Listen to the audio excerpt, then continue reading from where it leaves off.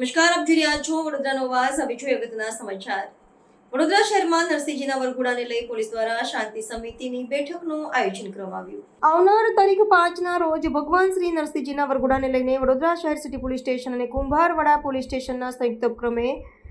વડોદરા શહેરના હરણી રોડ ખાતેના એક ખાનગી હોલમાં શાંતિ સમિતિની બેઠકનું આયોજન કરવામાં આવ્યું હતું, જેમાં શહેરના ધાર્મિક સૌહાર્દ અને કોમી એકતા જળવાઈ રહે તેને લઈ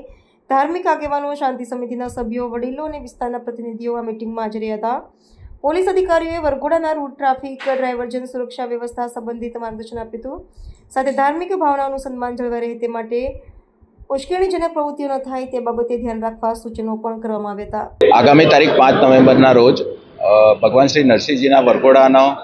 જે બંદોબસ્ત છે તે સંદર્ભે માનનીય પોલીસ કમિશનર સાહેબ શ્રી અને માનનીય સંયુક્ત પોલીસ કમિશનર સાહેબ શ્રી વડોદરા શહેર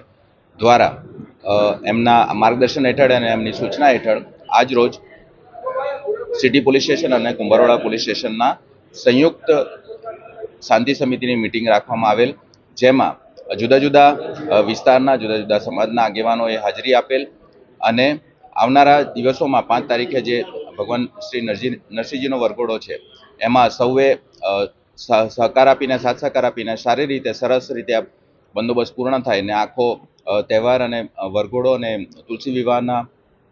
પૂજા અને સમગ્ર કાર્યક્રમ આપણે સારી રીતે ઉજવી શકીએ એના માટે આ મીટિંગ રાખવામાં આવેલ.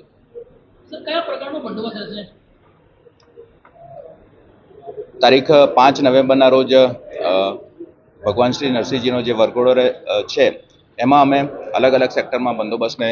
વહેંચવામાં આવેલો છે, જેમાં મંદિર ખાતેનો બંદોબસ્ત, વરઘોડાની સાથેનો મૂવિંગ બંદોબસ્ત તેમજ રૂટ ઉપરનો બંદોબસ્ત, હાઈરાઇઝ પોઈન્ટ, ડીપ પોઈન્ટ એમ અલગ અલગ ભાગમાં સેક્ટરમાં બંદોબસ્તને વહેંચવામાં આવેલ છે.